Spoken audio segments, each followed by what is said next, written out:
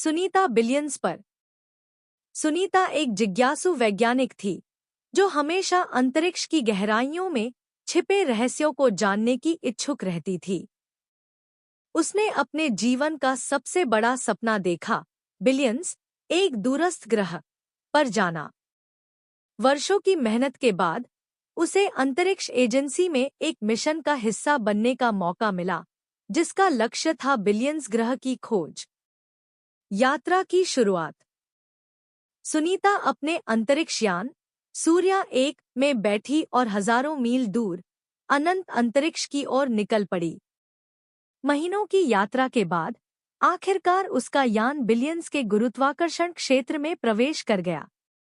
जैसे ही उसने लैंडिंग की, उसके सामने का दृश्य अविश्वसनीय था। एक सुनहरा ग्रह जहां आकाश नीला नहीं बल्कि बैंगनी था और वहां 2 सूरज चमक रहे थे।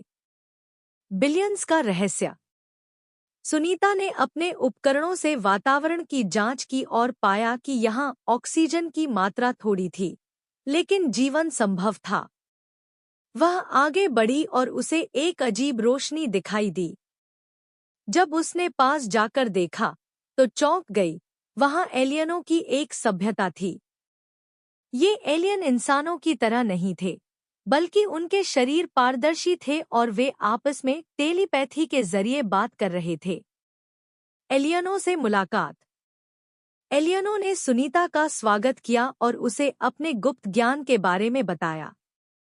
उन्होंने कहा कि उनकी सभ्यता हजारों वर्षों से यहाँ रह रही थी, लेकिन अब उनका ग्रह धीरे धीरे नष्ट हो रहा था। सुनीता ने उन्हें अपनी तकनीक के बारे में बताया और मदद की पेशकश की। सुनीता की वापसी। सुनीता ने एलियनों के लिए एक ऊर्जा संचारित करने वाली तकनीक विकसित की, जिससे उनका ग्रह पुनर्जीवित हो सकता था।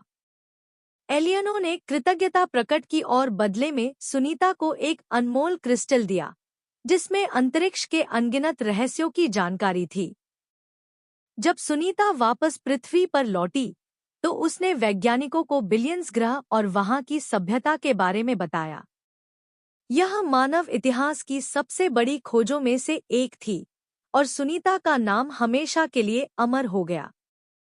क्या आपको लगता है कि अंतरिक्ष में सच में ऐसी सभ्यताएं हो सकती हैं?